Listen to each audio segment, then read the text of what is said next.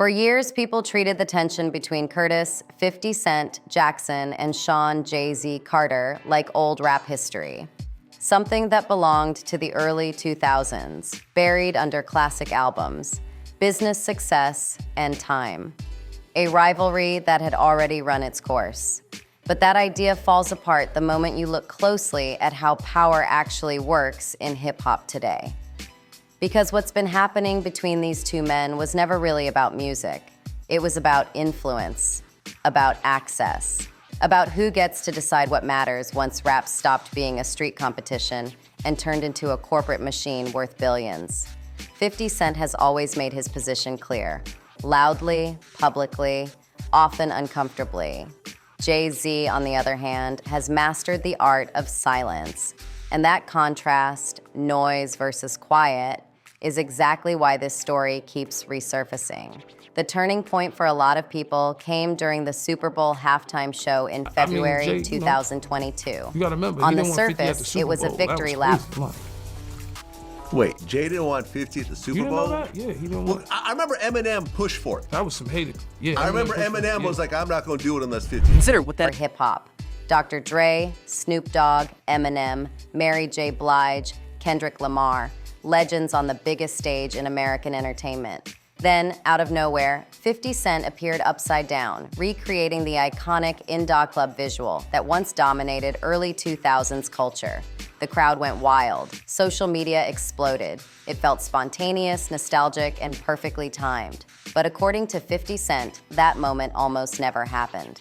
Years later, Curtis Jackson claimed that Jay-Z tried to block him from performing, not because of creative differences, not because of scheduling conflicts, but because of power. Since 2019, Jay-Z's company, Roc Nation, had been partnered with the NFL to oversee the Super Bowl halftime show. That deal gave Jay real authority over the creative direction of the performance, not symbolic influence, not advisory input, actual decision-making power.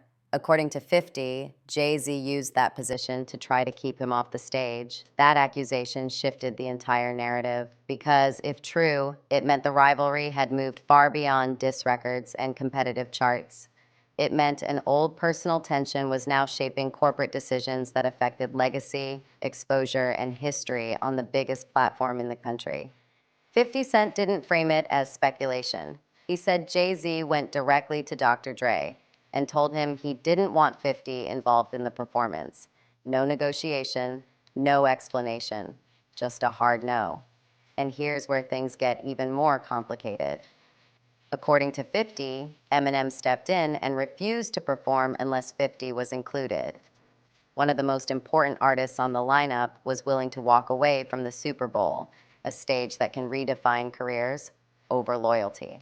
That alone should have triggered a massive response. It didn't. Jay-Z never publicly addressed the accusation. The NFL never confirmed or denied it. Roc Nation stayed silent. And in hip-hop, silence doesn't end conversations. It fuels them. For some people, Jay-Z's refusal to respond looked like class, a billionaire mogul above petty drama. For others, it looked like confirmation, like the accusations hit close enough to home that saying nothing was the safest option. Either way, the conversation didn't die. It expanded because once people accepted the idea that power could quietly shape opportunity behind the scenes, they started re-examining everything. Who gets invited, who gets overlooked, who gets protected, and who never even knows what doors were closed in their face. To understand why this moment carried so much weight, you have to rewind, not just to the early 2000s, but to the very beginning of Curtis Jackson's career. In 1999, 50 Cent wasn't powerful, he wasn't respected, he wasn't protected by lawyers or corporations. He was a hungry rapper from Queens with little industry leverage and even less patience. Instead of playing by the rules, he blew them up. How to Rob wasn't a song, it was a declaration. He imagined robbing nearly every major rapper and singer in the industry, Jay-Z included. It was reckless, bold, and impossible to ignore. The record spread through mixtapes, radio spins, and word of mouth at lightning speed. Overnight, Curtis Jackson forced his name into conversations where it didn't belong yet. Most artists brushed it off, Some laughed. A few responded quietly. Jay-Z responded strategically. At Hot 97 Summer Jam in 1999, Jay stepped on stage and dismissed 50 with a freestyle that cut without sounding emotional. He framed himself as real money and reduced his rival to loose change. It wasn't loud, it was controlled, and it set the tone for everything that followed. This wasn't going to be a street level beef. It was going to be a cold war. 50 didn't back down. He fired back with direct responses, questioning Jay-Z's authenticity and image. But before the rivalry could fully explode, real life intervened. In May 2000, Curtis Jackson was shot 9 times outside his grandmother's house in Queens. He survived, but the aftermath was brutal. Columbia Records dropped him. His debut album was shelved. The industry wrote him off. That moment could have ended everything. Instead, it reshaped him. While Jay-Z continued his rise with albums like The Blueprint, 50 disappeared into the underground. He flooded the streets with mixtapes, rebuilt his buzz from scratch, and developed a persona rooted in survival, defiance, and direct confrontation. When Get Rich or Die Tryin' dropped in February 2003, it didn't just succeed, it detonated. Nearly 900,000 copies sold in the first week. Radio domination, cultural takeover. 50 Cent wasn't just a rapper anymore, he was a phenomenon. Jay-Z saw it coming. Years later, Jay admitted he warned his own artists to release music before 50 arrived. That wasn't hatred, it was acknowledgement. Recognition of a force that couldn't be controlled. For a brief moment, there was peace, joint appearances, tours, commercials, a public truce that made it seem like the rivalry had cooled off. But it never ended, because beneath the surface, the competition had simply evolved. The moment hip-hop became more about ownership than albums, the battleground shifted. 50's vitamin water deal turned equity into legend. Jay-Z's Rocawear sale cemented his position as a fashion and corporate mogul. Both men were winning, but they were winning in very different ways. 50 believed power should be visible, undeniable, and loud.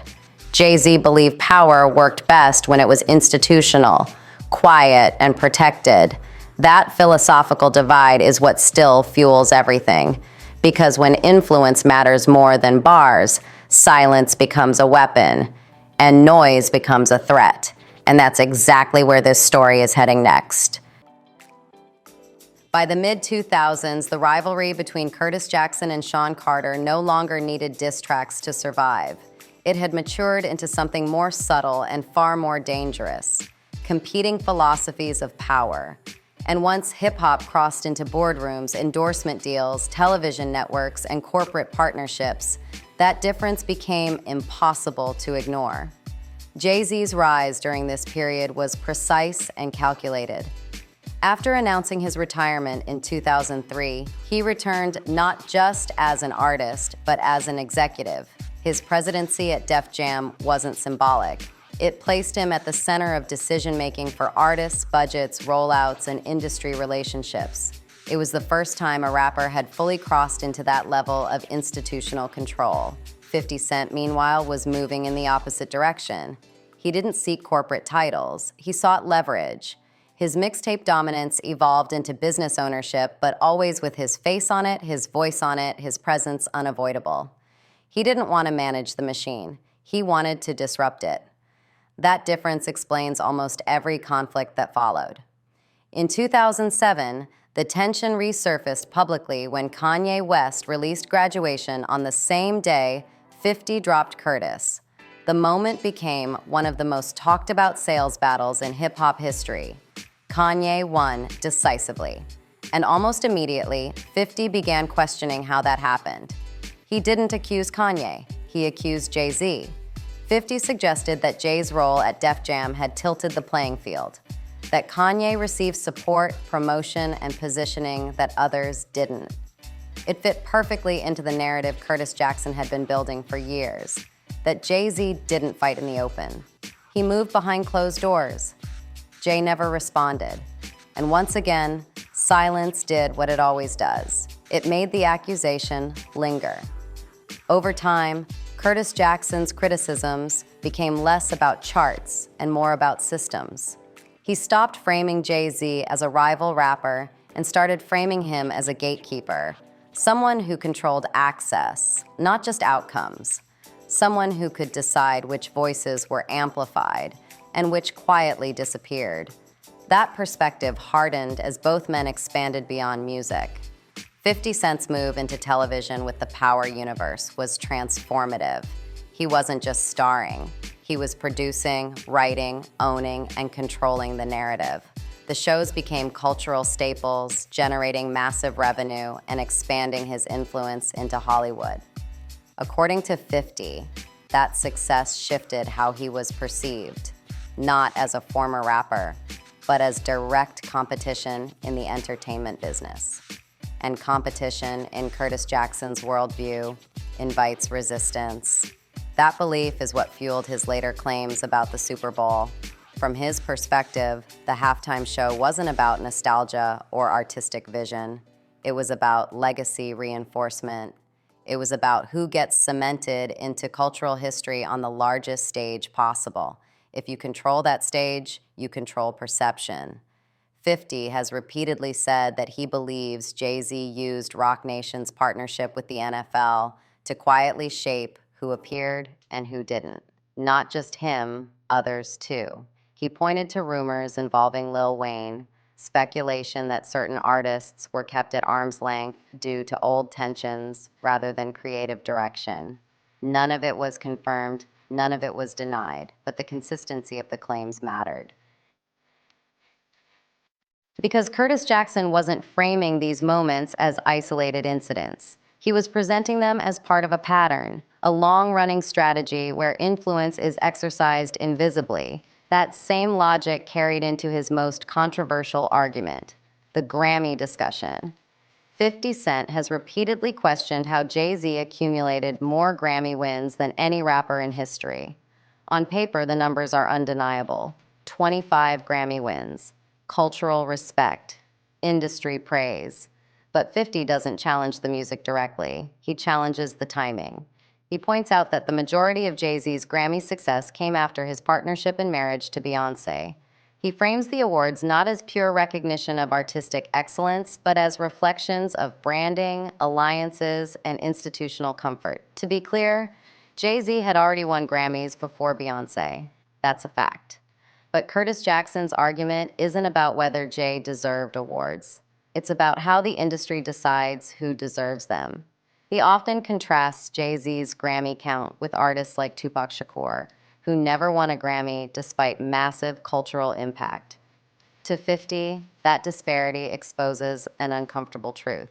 Awards often reflect safety, polish, and relationships as much as innovation or authenticity. This critique isn't unique to 50 Cent, but he's one of the few willing to say it repeatedly, publicly, and without softening the message. And it didn't stop there. 50 began attacking image itself. He mocked Jay-Z's presentation, his artistic evolution, his aesthetic. He suggested Jay modeled parts of his mystique after Jean-Michel Basquiat. He dismissed 444 as golf course music, implying it catered more to corporate spaces than the streets that once embraced Jay. Each comment wasn't just an insult, it was ideological warfare. Curtis Jackson was arguing that Jay-Z represented a version of hip-hop that had traded confrontation for comfort, that moved from rebellion to respectability, from danger to diplomacy. Jay-Z never engaged, and that refusal became part of the story. Because every time 50 spoke and Jay stayed silent, the contrast grew sharper. One man airing grievances openly, the other letting institutions absorb the shock. To some fans, Jay's silence symbolized wisdom. To others, it symbolized control. And that divide is what keeps this rivalry alive. What makes it even more complex is that neither man is losing. Jay-Z continues to expand his empire. The music itself to blocking things in business, then I don't understand that. Like right now, you're not even competing for a slot. You don't have a new song out that he want to be on the top 10 or top 5. Right. And you still competing. It just don't make sense. Like, what are we competing for? Empire, investments, partnerships, influence at the highest levels of entertainment and sports.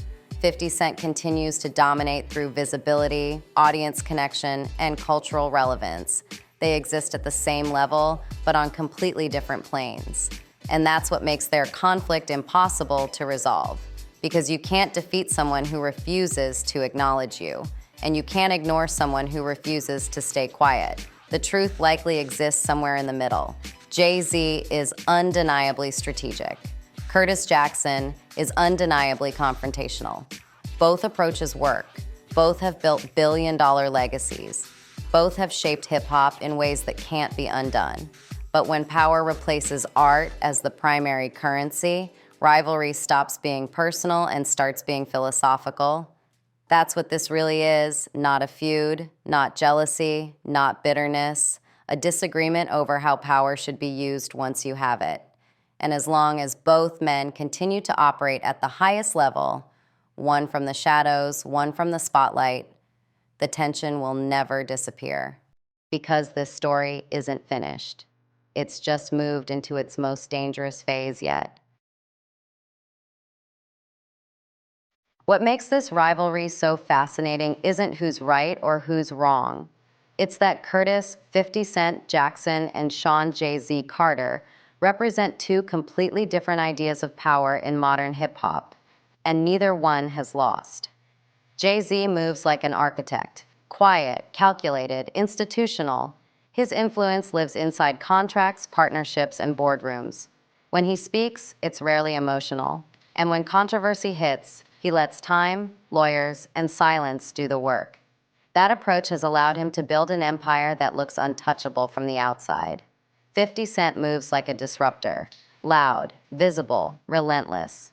He doesn't hide behind strategy. He broadcasts it. Every post, every joke, every accusation is meant to keep pressure on the system itself. Where Jay-Z avoids confrontation, 50 invites it. Where Jay protects image, 50 weaponizes chaos. And that's why neither one can truly defeat the other. Because this stopped being about music a long time ago. This is about who gets to shape culture once the microphones are gone, who controls legacy, who decides which stories get told and which ones quietly disappear. The Super Bowl controversy, the Grammy debates, the accusations of gatekeeping, they're all symptoms of the same underlying tension: power versus exposure, silence versus noise, control versus confrontation.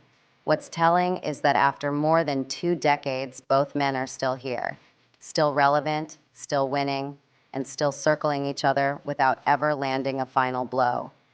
Jay-Z has never publicly denied 50 Cent's claims. 50 Cent has never stopped pushing them.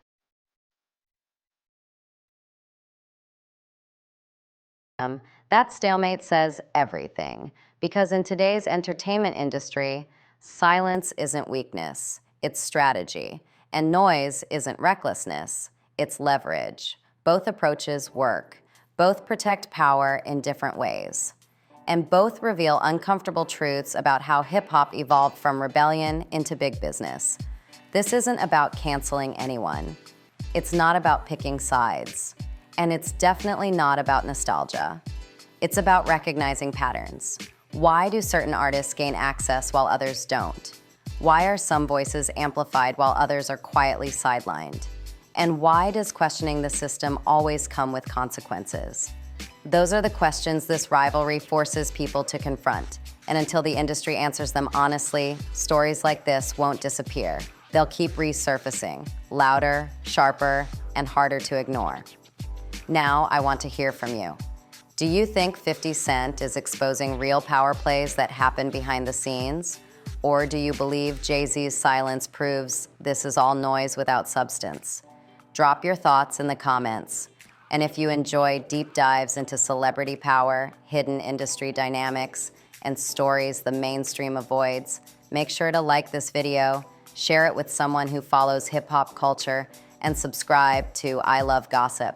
Because some rivalries don't end, they evolve.